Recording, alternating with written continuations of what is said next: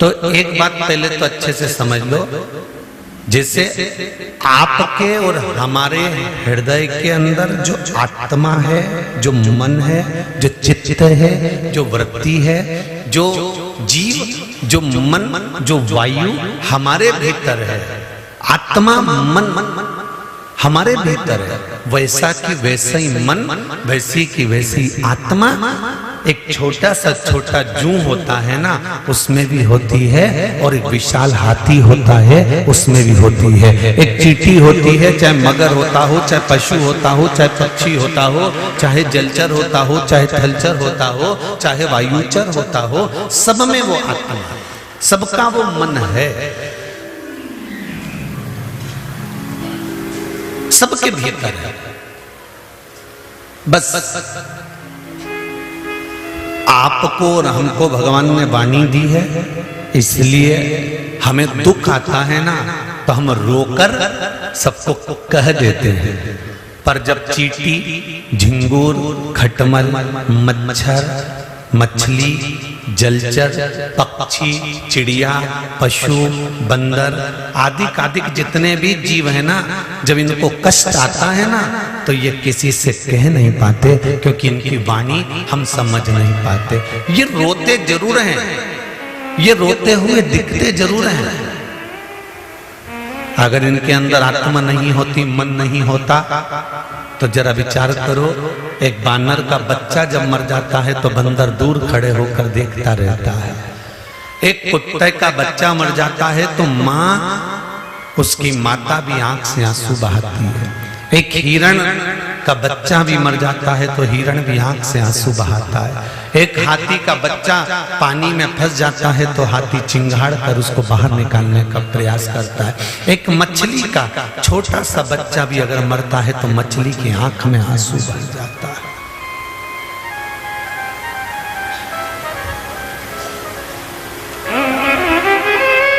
मांस आहार करने वाले ये समझ नहीं पाते कि हम कितनी बड़ी गलती कर रहे हैं।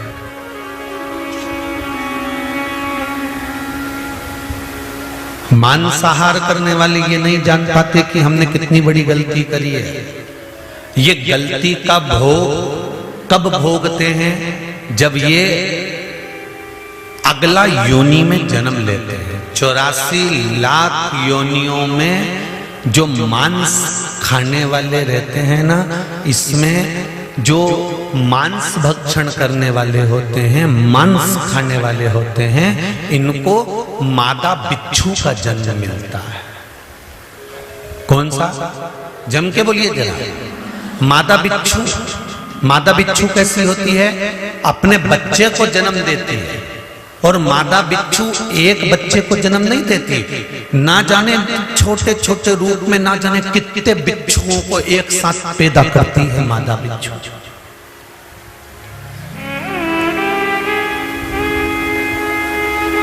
और मादा बिच्छू सैकड़ों बच्चों को जन्म देती है, बच्चे पैदा होते हैं, मादा बिच्छू के ऊपर चढ़ जाते हैं और अपनी उस मादा बिच्छू को नोच नोच कर खाते हैं। कब तक? जब तक उस मादा बिच्छू के प्राण नहीं चले जाते, केवल कंकाल रह जाता है और मांस पूरा समाप्त हो जाता है। तब तक नोचते हैं वो। मादा बिच्छू तड़पती है, खूब चिल्लाती है, रोती है वो अपनी भाषा में, क्योंकि ये एक दिन का नहीं होता कि एक दिन तक बच्चे अपनी मां को खाते हैं। कहते हैं 2.5 महीने तक मादा बिच्छू को नोच नोच कर खाते हैं बच्चे, और वह मादा बिच्छू का मांस उखड़ उखड़ जाता है, केवल एक हड्डी का कंकाल रह जाता है। और जब प्राण छूटते हैं तो वो मादा बिच्छू भी भगवान शंकर से कहती है कि मुझे क्षमा कर दो, अब जिंदगी में कभी मांसाहार नहीं करूंगी। कभी अगला जन्म मिल गया मनुष्य का तो मैं मांस का आहार नहीं करूंगा। क्यों? क्योंकि ये जिनका मैंने मांस खाया है वो बिच्छू का जन्म लेकर मुझे नोच नोच कर खाता है, मुझे नोच। तुम्हारी जिह्वा का थोड़ा सा सुख, तुम्हारी जिह्वा का थोड़ा सा आनंद, एक जीव को मार देने का तुम्हारा थोड़ा सा सुख तुम्हारी जिंदगी को ना जाने कितनी लाख योनियों में भटका देता है और तुम्हारे जीवन को नष्ट कर देता है। श्रावण के महीने में एक संकल्प ले लो कि चाहे जिंदगी में कुछ भी हो जाए पर मांस का भक्षण नहीं करूंगी, जिंदगी में कभी कोई जीव का मैं मांस नहीं खाऊंगी, किसी जीव को कष्ट हो ऐसा भान मेरे जीवन में ना हो, क्योंकि 84 लाख योनियों में केवल एक मनुष्य की देह सी है जिसमें हम रोकर अपने दुखड़े किसी से कह सकते हैं। पर बिच्छू, जो माता बिच्छू है उसको कितना कष्ट हो रहा है वो किसी से कह सकती है? किसको बोले? किसी ने पत्थर फेंक कर कुत्ते को मार दिया, उसकी टांग में लग गई, वो कितना लंगड़ा के चल रहा है। तुम्हारे पांव में लग जाए तो तुम पट्टा बांध लोगे, तुम्हारे पांव में लग जाए तो तुम डॉक्टर को दिखा कर दवाइयां ले लोगे, पर वो कुत्ते के पांव में लग गया, वो कितने दिन तक लंगड़ा कर चलेगा, कैसे चलेगा ये वो जानता है, कैसे खाएगा वो जानता है, एकांत में बैठकर कितना रोएगा ये वो जानता है।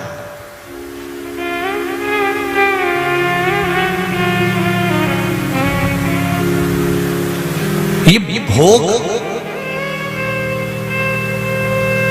क्यों आया? कोरोना जैसी महामारी आई तो क्यों आई? ये दिखाने के लिए तो आई कि तुम्हारी मस्ती में जी रहे हो और छोटे छोटे जीवों पर तुम्हारी करुणा समाप्त हो गई। हमारे संत साधु कितना कहते थे, अहिंसा परमो धर्म, अहिंसा परमो धर्म। कोई जीव की हत्या ना हो जाए, कोई जीव को कष्ट ना हो जाए, किसी का दिल ना दुखे। ये चोरी करने वाली माताएं आती हैं, कई पुरुष लोग आते हैं चोरी करने के लिए, तुम्हारे गले का मंगलसूत्र चेन जरूर चुरा के ले जाते हैं, पर इन्हें कितनों के गले का मंगलसूत्र चुराया होगा, कितने के गलों की चेन चुराई होगी, उसके बाद भी आज भी इनकी तरक्की नहीं हुई। ये चोटे के चोटे।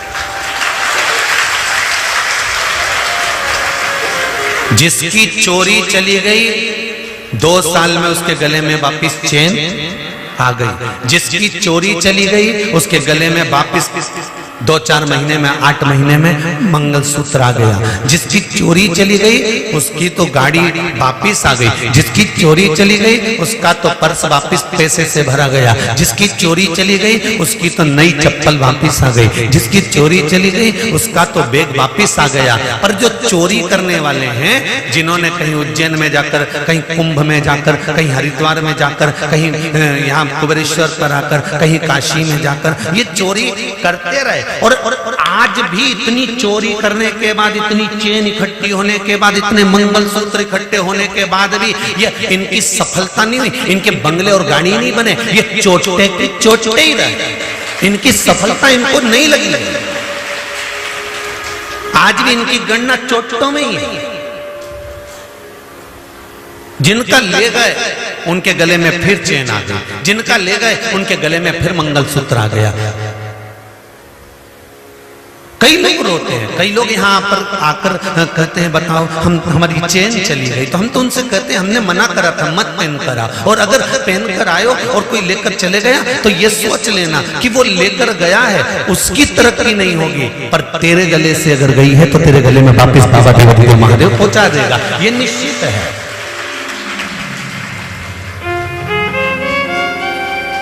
उनको सफलता नहीं मिल सकती।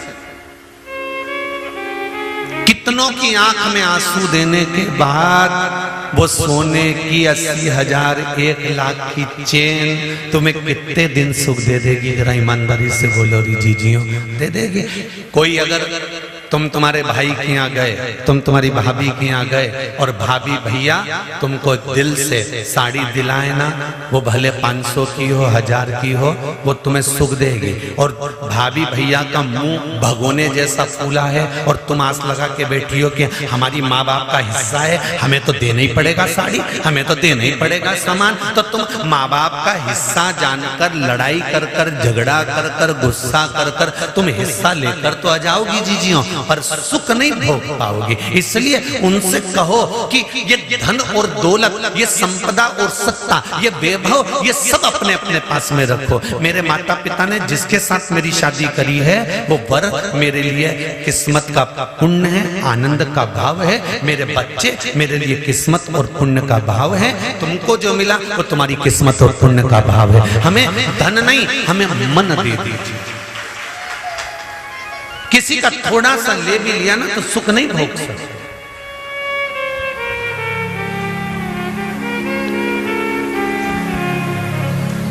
सुख का स्मरण नहीं करता हुआ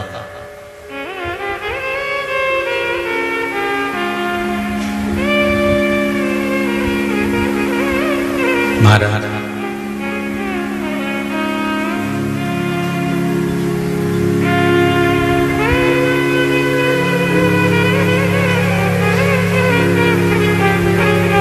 दिल दुखाकर किसी दूसरे का अपने चेहरे पर अगर प्रसन्नता लाते हो ना तो उसमें प्रसन्नता नहीं है।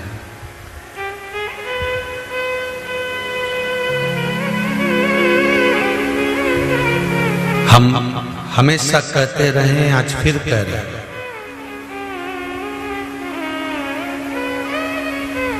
परीक्षा में अगर कोई पास हो गया और एक व्यक्ति फेल हो गया तो पास होने वाले व्यक्ति को फेल होने वाले व्यक्ति के घर पर सबसे पहले जाना चाहिए और जाकर कहना चाहिए तू टेंशन मत ले, चिंता मत कर, फिर प्रयास करना, आज नहीं तो कल फिर विजय होगा, फिर जीतेगा।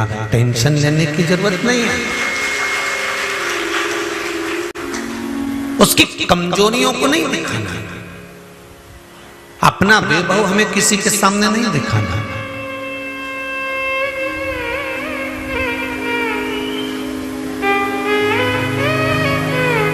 सुख दोगे सुख मिलेगा, दुख दोगे दुख मिलेगा,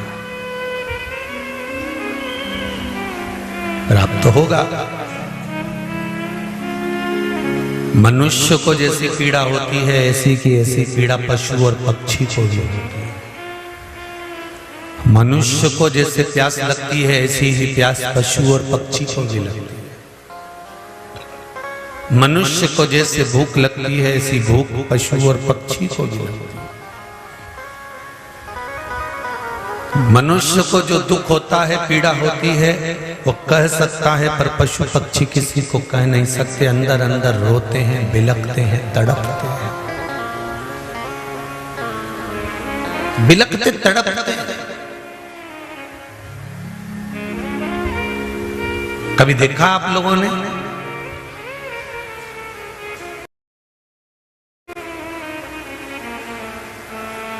तुम्हारे घर में चूहा मर जाता था, चूहा मर गया, चूहा मरने के बाद में बहुत दिन तक पड़ा रहता है तो उसमें इल्लियां पड़ना चालू हो जाती हैं। बोलो सही है कि गलत है? वो इल्लियां चूहे के मांस को रोंदती है। बोलो सत्य है कि गलत है? उन इल्लियों का भोजन क्या है? वो चूहा जो सड़ रहा है, पड़ा हुआ है, उसके मांस को नोचना। गरुड़ पुराण कहती है कि ये चूहा और इल्ली और कीड़ों का संबंध क्या है? क्या संबंध?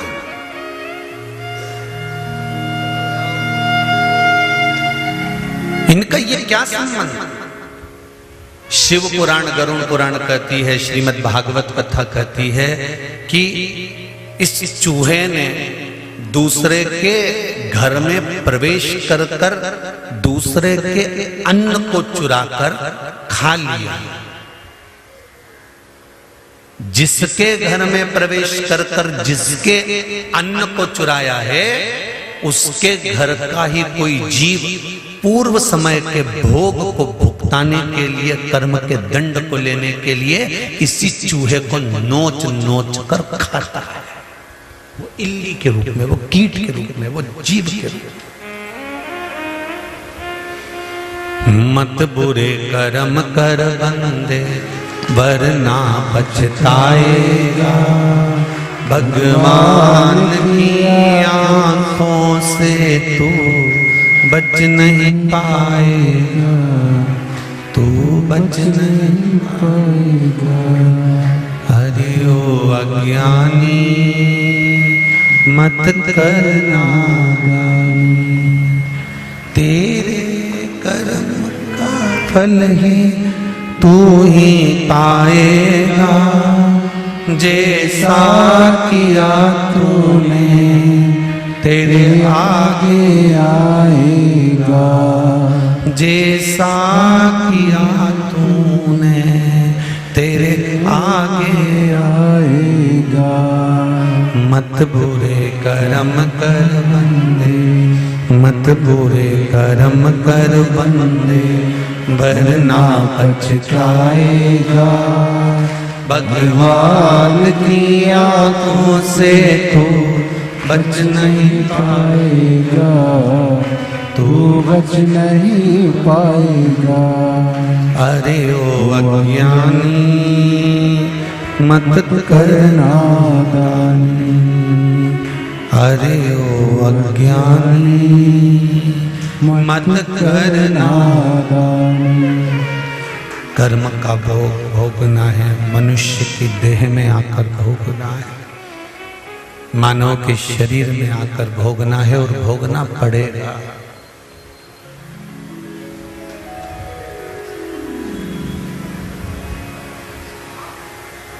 अभी भी दुख की कमी है क्या? अरे बोलो तो, मानव का शरीर मिला है, ये दुख भोगने के लिए ही मिला है और भगवान का भजन करने के लिए ही मिला है। ये शरीर मिलने का कारण ही दो है, भजन करो और दुख भोगो।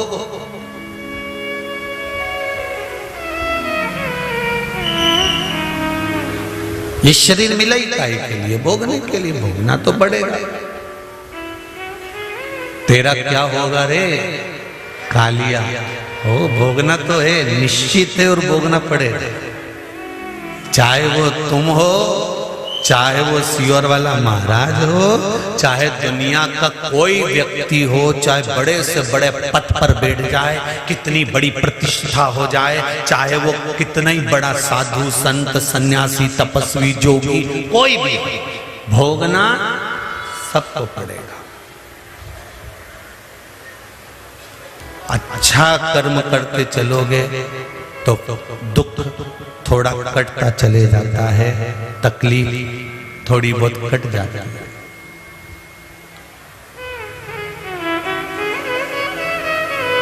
धन धन धन धन धन धन के चक्कर में एक दिन हो जाता है निधन। क्या हो जाता है? निधन। धन।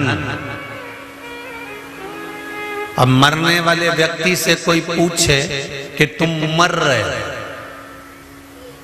कितना रुपया चाहिए? बोलो कि नी चाहिए। अब निधन, अब धन्नी चाहिए, अब निधन, अब धन्नी चाहिए। अब तो निधन का समय आ गया, अब धन की महत्वता समाप्त हो गई।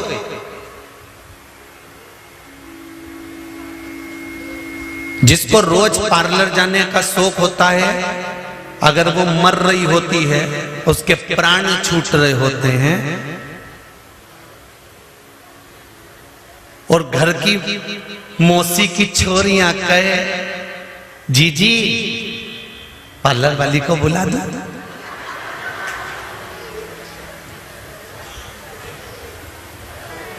मुंह में मास्क लगा हुआ है, हापड़ी भर रही है,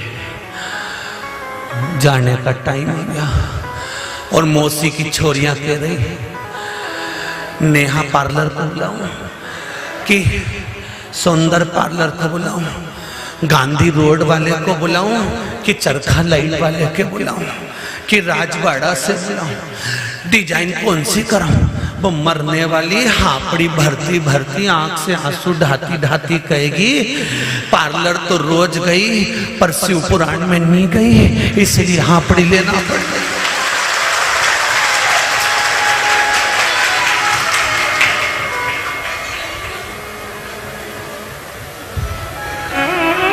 पार्लर में जाकर काया तो संवार ली, पर शिव महापुराण में चली जाती तो काया, माया और चित्त हृदय सब संवर जाता। पार्लर गई, काया संवर गई, धागा से डिजाइन भी सीधी सीधी करवाई, उनमें गई दिक्कत नहीं। पार्लर गई, काया संवर गई, उन्हें ककड़ी रख के पोत के बिठा भी दिया, बैठी। तो जैसे पार्लर वाली बिठाए वैसे ही तो सियोर वाला महाराज बिठाए कि तुम जहां मर्जी पड़े, टीवी के सामने, आस्था चैनल के सामने, फेसबुक यूट्यूब पर या कुबेरेश्वर धाम में जहां कथा हो रही है वहां, जैसे पार्लर वाली 2-3 घंटा बिठाए, यहाँ पर कथा में भी 2-3 घंटा बैठना पड़े। बस वहां और यहाँ में अंतर है। माँ एक जैसी तुम चुप बैठी रहती हो, ना हाथ हिलाओ ना पाँव हिलाओ, यहाँ 3 घंटे में बाबा रामदेव का पूरा आसन लगा लो। अब यहाँ और वहां में तुम अंतर तो आता है थोड़ा थोड़ा, ऐसा नहीं है कि तो अंतर नहीं आया, पर अब अंत समय में, अंत समय प्रभु आना पड़ेगा, वचन दिया तो निभाना पड़ेगा। अंत में अंदाजा लगाओ, अंत समय में पार्लर वाली काम आएगी कि वो कुबेर भंडारी काम आएगा? अंदाजा लगा कर बैठो। मास्क लगा हुआ है और पार्लर वाली बाल झाड़े, डिजाइन बनाए, और तुम वेंटिलेटर पर मास्क लगा के ऊपर सांस भर रहे, आखिरी, और मशीन चल रही है ऐसी ऊंची नीची ECG बता रही, इधर से डॉक्टर बीपी शुगर सब नापता फिर रहा, ब्लड प्रेशर ऊंचा नीचा हो रहा, दवाई वाले दवाई दे रहे, बोतल इधर से चढ़ रही, सब काम बेकार हो रहा, और अंत समय पड़ा हुआ है। पार्लर वाली बोले मैं श्रृंगार करूंगी, इधर से बीमे वाले आकर खड़े हो गए, सिग्नेचर करवा लो, बहू को मिल जाएगी रकम। मरने वाले से पूछ लो अलमारी की चाबी कहां धरी है, वो भी पता कर लो। अंत समय चल रहा होगा, सब अपना अपना मतलब निकाल रहे होंगे, उस मतलब की घड़ी में कोई तुम्हारा साथ नहीं देगा, सब तैयारी कर रहे होंगे। तुम्हारे मरने से पहले अलमारी में तुम्हारे एक साड़ी को छाट कर रख लिया जाता है कि डोकरी मरेगी तो कौन सी पिनाना है। बोलो जी सही बात है कि गलत है? हॉस्पिटल में मर रहे हो, साड़ी पहले निकाल के रख ली, हॉस्पिटल में तड़प रहे हो, तैयारी पहले कर दी, सब इंतजार में बैठे हैं। क्यों? अम्मा की कई स्थिति है कि अभी तो ठीक है, तो क्या ठीक है, अभी तो 2-4 दिन और जिएगी। और तो इनने कहा बनाओ रोटी बनाओ, फिर इनने रोटी बना के जिम के बैठ गए, और जिम के बस रोटी बनी थी और बनने के बाद तैयारी, कई इंतजार करते हैं। कोई बूढ़ा व्यक्ति त्योहार के टाइम पर बीमार पड़ जाए तो घर में खुसुर होने लगती है, दिवाली और निकाल दें, दिवाली और निकाल दें, होली और निकाल दें, राखी और निकाल दें, भगवान ऐसा और कर देना प्रभु, बस ये त्योहार और निकल जाए, फिर भले मर जाए। और कोई त्योहार के दिन ही मर गया तो बहुवन का मुंह उल्टा भगोदा, उल्टा भगवान बहुवन, फिर अभी मरना था।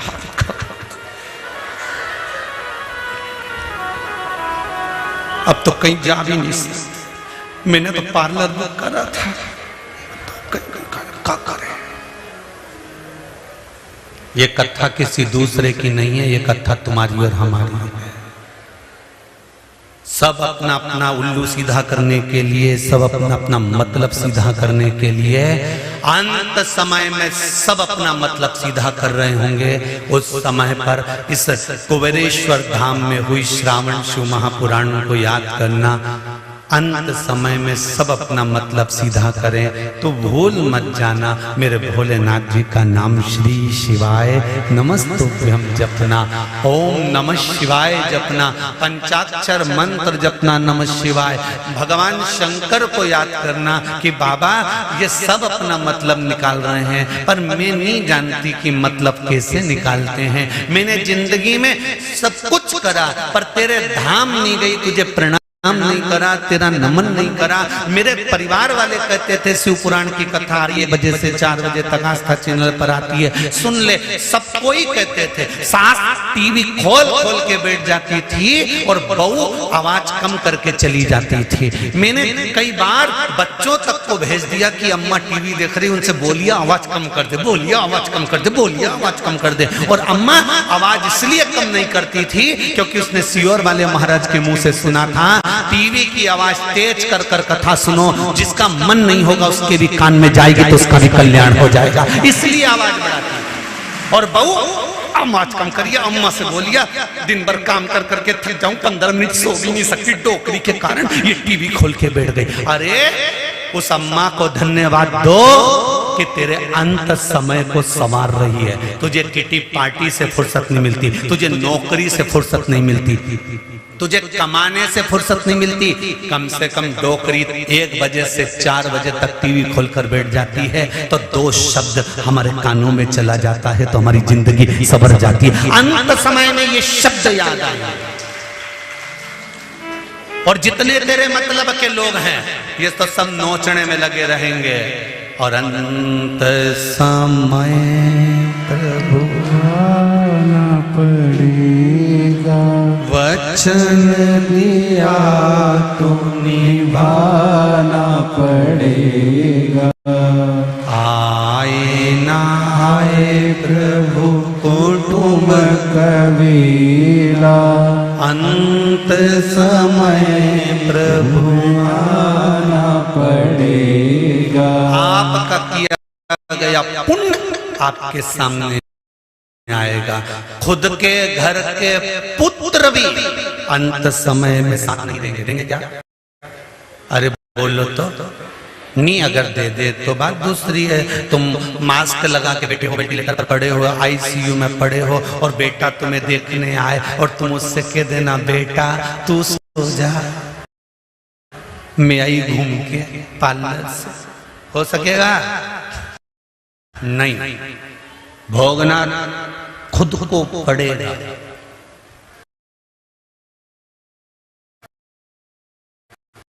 पुत्र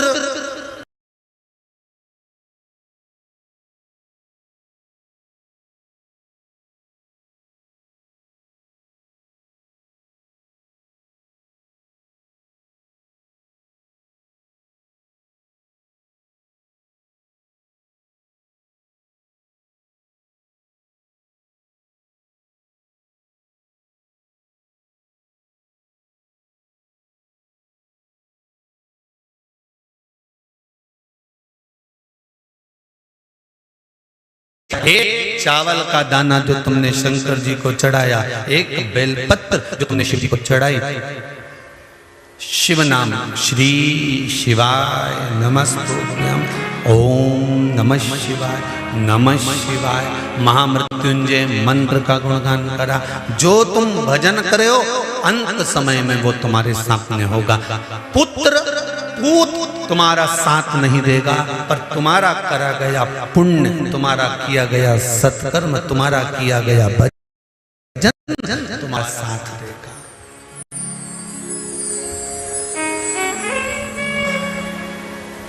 कोई नहीं आया।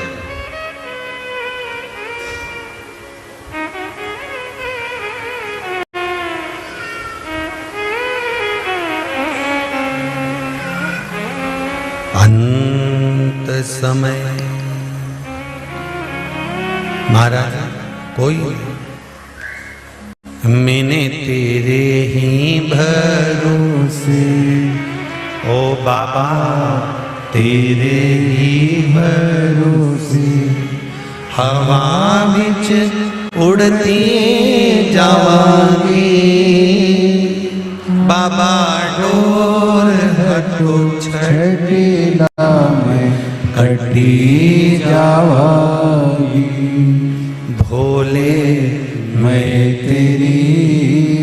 ओ बाबा मैं तेरी पतंग हवा बिच उड़ती जावांगी, बाबा डोर हथो छठीला मैं कटी जावांगी। हम उसके भरोसे पर,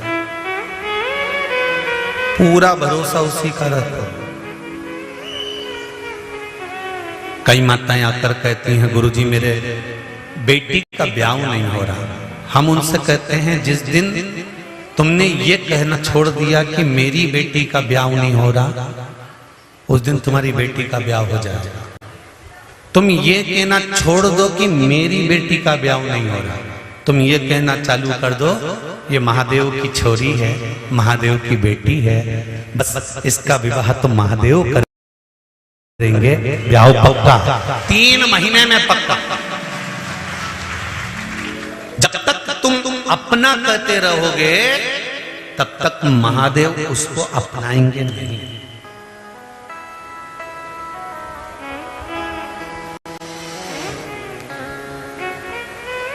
जिस दिन तुमने सत्य की परिकाष्ठा को जान लिया, जिस दिन तुमने सत्य को पहचान लिया, उस दिन सत्य जब तुम्हारे सामने आ गया तो सारे बंधनों से अपने आप मुक्त हो जाओ।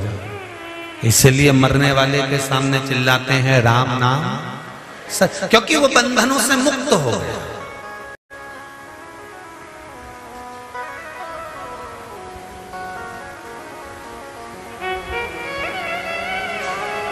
एक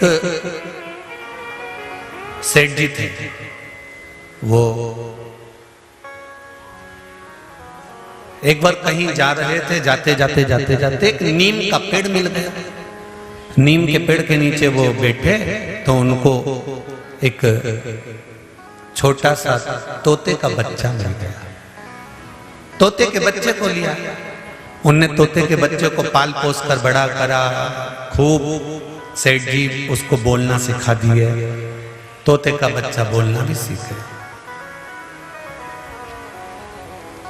सेठ जी ने अपने तोते के बच्चे को एक चीज बड़ी भारी सिखाई कि जिंदगी में तू कभी झूठ मत बोलना, सत्य बोलना।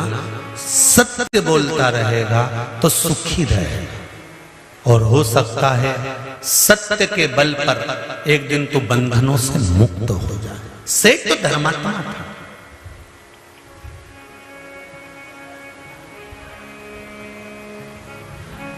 सेठ धर्मात्मा था। तोता सेठ जी के अनुसार चलने लगा, थोड़ा थोड़ा बोलना सीख गया। सेठ जी को 10-10, 15-15 दिन, 20-20 दिन के लिए बाहर जाना पड़ता था। सेठ जी बाहर चले जाते, घर में सेठानी रहती, थोड़ा उसका व्यवहार ठीक नहीं था। वो पर पुरुष को अपने घर में बुला लेते। तोता सब देखता, तोते के स्मरण में सब रहता। सेठ जी 15 दिन बाद फिर आते, फिर चले जाते। वो सेठानी फिर किसी को बुला लेते, किसी पर पुरुष को सेठानी, क्योंकि उसका स्वभाव ठीक नहीं, उसकी दिनचर्या ठीक नहीं, बुला लेते। एक बार सेठ जी 1 महीने के लिए बाहर गए। सेठानी एक पुरुष को बार बार बुलाती, वो पुरुष इसके यहाँ आता रहता। सेठ जी 1 महीने के बाद वापिस आए, और आते से सबसे पहले उनको उस तोते की याद आई। तोते से जाकर मिले, तोते से कहा तोता ठीक तो हो? मिट्ठू बोला ठीक।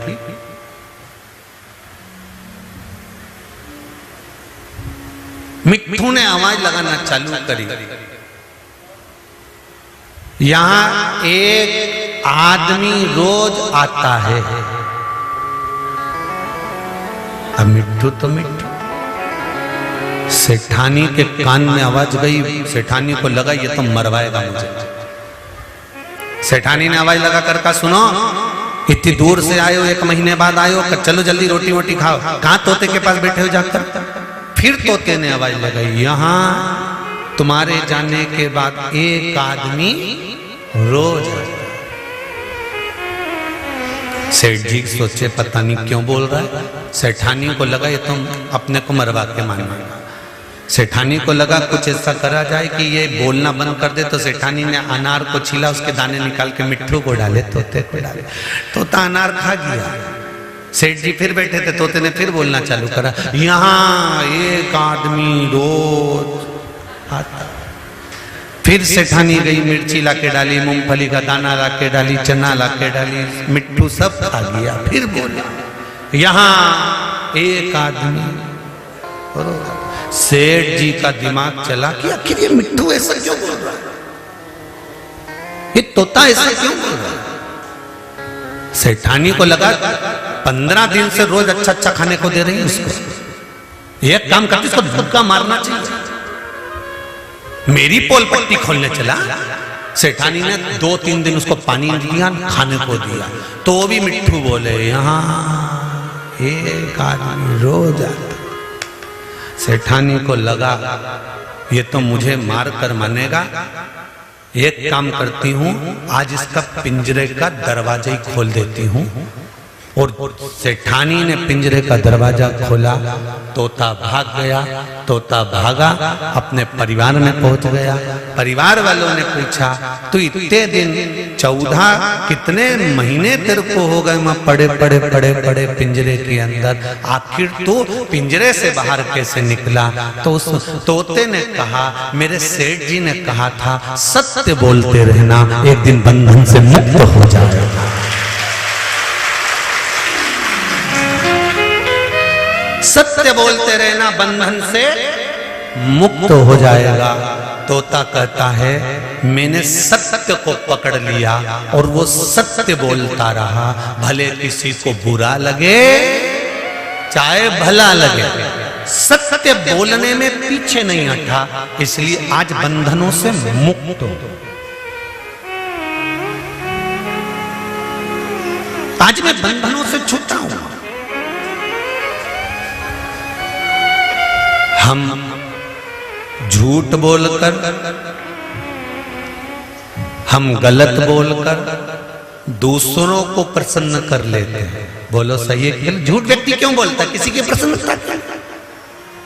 झूठ व्यक्ति क्यों बोलता है? किसी के प्रसन्न भाव के लिए। हम झूठ बोलकर दुनिया के लोगों को तो प्रसन्न कर लेते हैं, पर अपने जीवन की नरक भोगने की एक लाइन निश्चित कर लेते हैं। शिव महापुराण की कथा कहती है, किसी को बुरा लगे चाहे भला लगे, 2 बार लगेगा 4 बार लगेगा, पर सत्य कहने में पीछे मत हटो। अंत समय में भी सत्य तुम्हारा साथ देगा और एक दिन उस परमात्मा के दरवाजे पर पहुंचा देगा। सत्य हो जिंदगी। कई लोग हमारे पीछे पड़े रहते हैं, कई बार गलत बोल देंगे, गलत बना देंगे, कहीं गलत न्यूज बना देंगे, कहीं गलत प्रचार चालू कर देंगे, झूठा प्रचार चालू कर देंगे, झूठा बोलना चालू कर देंगे। पर हम इस व्यासपीठ से कभी ये नहीं सोचते कि उसने ऐसा बोल दिया तो उसके लिए कुछ कहा जाए। नहीं, एक दिन सत्य तो सामने आएगा ना।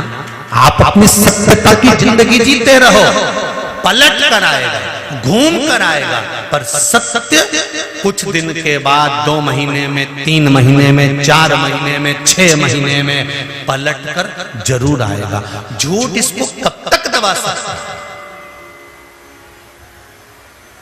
सत्य सत्य होता है, वो समझ आएगा ही।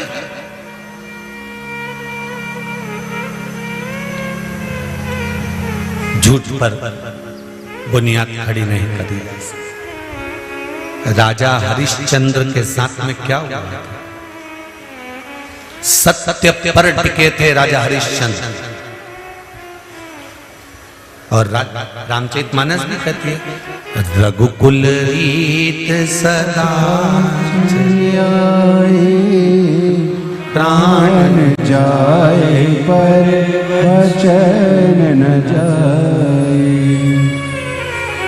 प्राण जाए पर वचन न जाए, प्राण जाए पर वचन न जाए।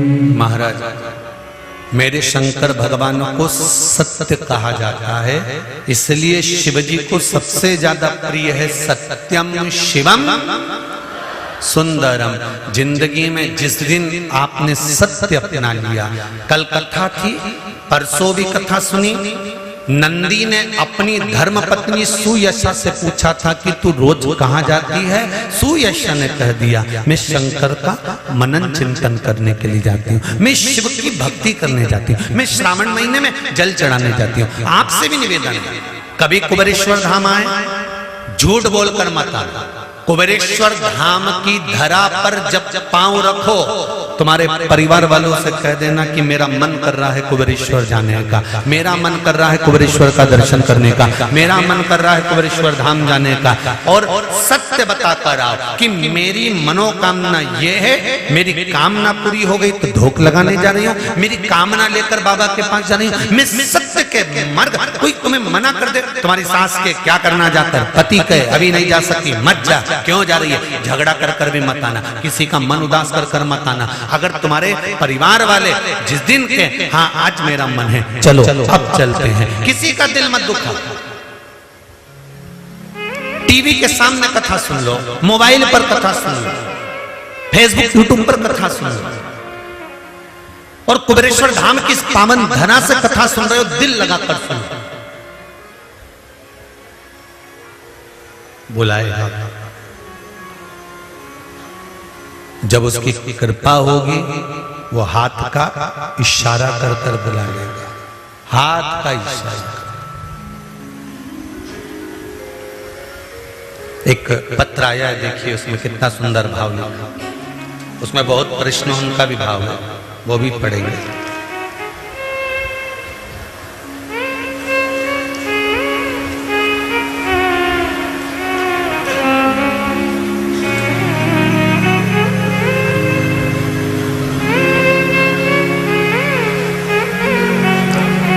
राजकुमारी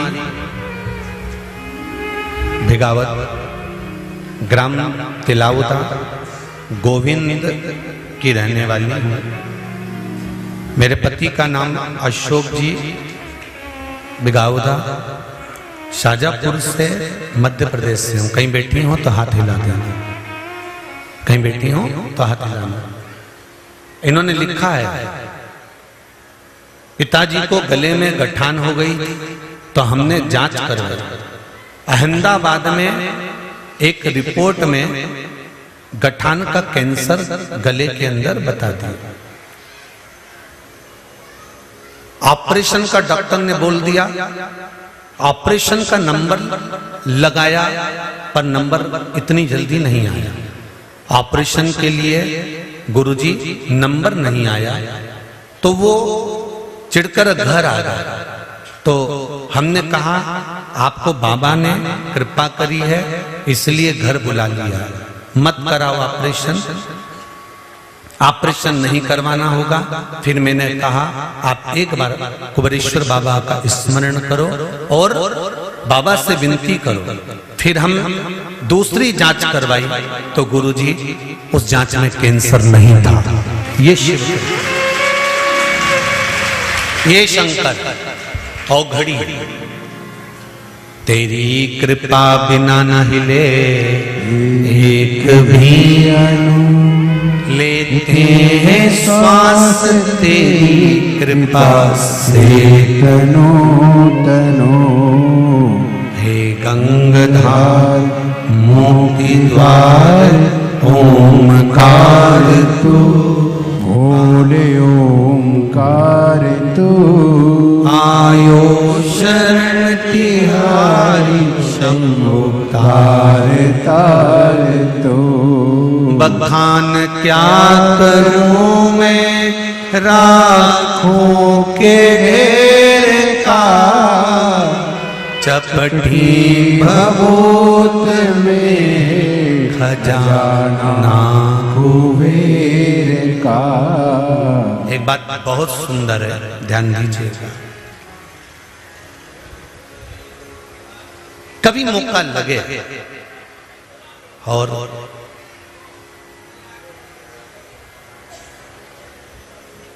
कभी मौका लगे आपके पास में, किसी के शरीर में गांठ पड़ गई, गठान हो गई हो, शरीर के किसी भी अंग में अगर गांठ पड़ी है और उसका जांच करवाने का डॉक्टर ने बोला है और जांच करवाने के लिए आप जा रहे हैं, बेले का फल, बेलपत्री का जो फल होता है वो फल सूख गया हो, जिसको हमारे यहाँ नवरात्रि का यज्ञ होता है या शिव जी का यज्ञ होता है या अन्य यज्ञ होते हैं, तो बेल के फल की आहुति भी दी जाती है। बेले का फल जो सूख गया, सूखा हुआ फल जलाकर उसकी भस्म तैयार करना, उस भस्म को पीपल के पत्ते पर रखकर पिपलेश्वर महादेव का नाम लेकर, कौन से महादेव? पिपलेश्वर महादेव का नाम लेकर बेलपत्री के वृक्ष के नीचे रख लेना और पिपलेश्वर महादेव का ही नाम लेकर बाबा देवादिदेव महादेव से विनती कर कर जो रोग है और गठान कितनी है उस गठान की जांच कराने जा रहे हैं, यह भाव वर्णन कर कर उस भस्म को लेकर आ जाना शिव मंदिर पर, उसको थोड़ी सी देर रखकर पिपलेश्वर महादेव का स्मरण कर कर उसको लेकर आइए और उस गठान वाली जगह पर उस भस्म को लगाकर फिर आप जांच के लिए जाइए। मेरा देव अधिदेव महादेव चाहेगा तो जिंदगी में कभी बड़ी बीमारी नहीं। धीरे धीरे धीरे धीरे रोग उस गठान वाली जगह पर अगर पिपलेश्वर महादेव से भस्म भी शंकर के नाम से पिपलेश्वर महादेव के नाम से लगाई जाए तो गांठ भी धीरे धीरे गलना प्रारंभ हो जाता है।